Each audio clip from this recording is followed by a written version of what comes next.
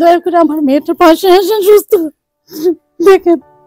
মাত্র 5.5 বছরের শিশু ফাতেমা, বয়স খুব ছোট হলেও লড়াইটা তার অনেক বড়। জন্ম থেকে বয়ে বেড়াচ্ছে দুরারোগ্য ব্যাধি থ্যালাসেমিয়া। বেঁচে থাকার জন্য 15 দিন পর পর নিতে হয় রক্ত।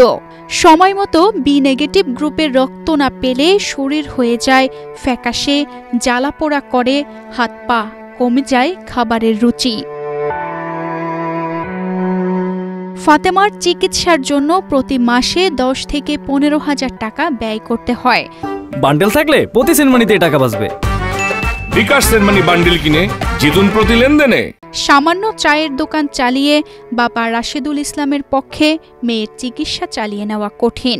মেয়েটার 15 দিন পর পর বি নেগেটিভ ব্লাড দিতে হয়, মাসে 2 বার ব্লাড দিতে হয়। মেয়েটা আমি ব্লাড না পাওয়ার কারণে বিভিন্ন জায়গায় দৌড়িয়ে বেড়াই, কিন্তু ডাক্তার বলে 22 লক্ষ টাকা খরচ হবে, কিন্তু অলরেডি আমি 10-15 লাখ টাকা মতন খরচ করেই ফেলেছি। এখন আমার দ্বারা আর কোনো সামর্থ্য নাই। অভাবের মধ্যেই মেয়েকে সুস্থ করে তুলতে চেষ্টার শেষ নেই ফাতেমার বাবা মায়ের।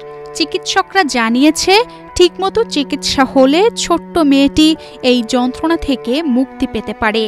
অস্থিমজ্জা প্রতিস্থাপন করলেই সুস্থ হয়ে উঠতে পারে সে। 6 বছর লেগে নিয়ে আসা করছি, তা এখন আমার দ্বারা আর সম্ভব না।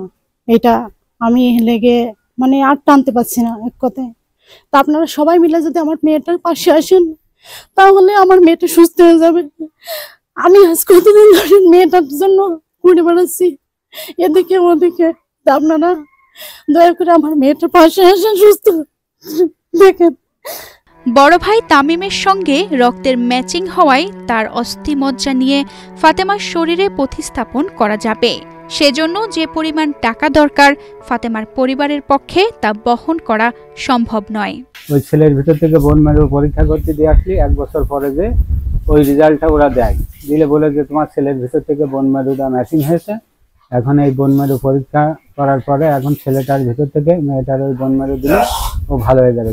ফাতেমাকে বাঁচাতে আর্থিক সাহায্য নিয়ে সমাজের বিত্তবানদের এগিয়ে আসার অনুরোধ জানিয়েছে ফাতেমার দাদা আনোয়ার হোসেন। এরপরে এই পরিস্থিতির পরে আবার ইন্ডিয়াতে নিয়ে যাওয়া হয়েছিল, ভ্যালোরে নিয়ে গেলে তারা বললো যে এই বন্দরটা ট্রান্সফার করলে ভালো হয়ে যাবে। তার টাকা লাগবে কত? তাহলে 22 লাখ বাংলাদেশি টাকা। এই টাকা তো আসলে আমাদের উৎসার কোনো পথ নাই।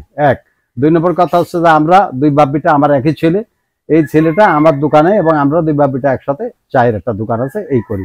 তা বাচ্চাটার মুখে তাকিয়ে বিশেষ করে আমার যা আছে বেঁচে কিনে হোক, যে কোনো কায়দায় আমার সম্ভব, কিন্তু আমি এই বাচ্চার ট্রিটমেন্ট করার জন্য যতটা সম্ভব যা করার দরকার আমরা করেছি, আর সম্ভব না।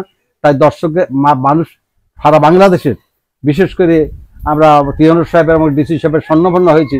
তারপর ডিসি সাহেব একটা কথা বলেছে, 1 টাকা করে টাকা দিলেই মানুষ এই বাচ্চার ট্রিটমেন্ট হওয়া সম্ভব।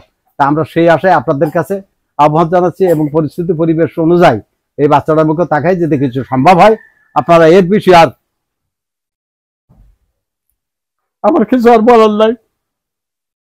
বাচ্চাটা মুখে তাকিয়ে যদি সম্ভব হয়, আপনারা মানে বাচ্চাটা কি করে, এবং হাসপাতালে দেখলি প্রত্যেকটা লোক এবং বিশেষ করে কিছু ডাক্তার আছে 1 টাকাও নেন না, ও ট্রিটমেন্ট করে কিন্তু কোনো পয়সা নেয় না। আমার স্যার আছে, ডাক্তার অলোক বাবু আছে, কোনো টাকা নেয় না, বরং দেয়। এই কথা আমরা সৎ করতে পারবো না, পরিস্থিতি। ছোট্ট মেয়েটির মুখে লেগে থাকা এই হাসির আড়ালে চাপা পড়ে আছে প্রতিদিনের যন্ত্রণা আর বেঁচে থাকার লড়াই। ফাতেমা ঝিনাইদহ শহরের এক্সফোর্ড স্কুলের প্লে গ্রুপের শিক্ষার্থী। প্রতিদিন স্কুলে যেতে চায়, খেলতে চায়, হাসতে চায় ফুটফুটে এই শিশুটি। সামর্থ্যবানদের একটু সহানুভূতি পেলে পূরণ হতে পারে ফাতেমার এই চাওয়া। সাহায্য পাঠানোর ঠিকানা, হিসাব নাম্বার রাশেদুল ইসলাম মিলন, সঞ্চয়ী হিসাব নাম্বার 020000175598 অগ্রণী ব্যাংক ঝিনাইদহ শাখা।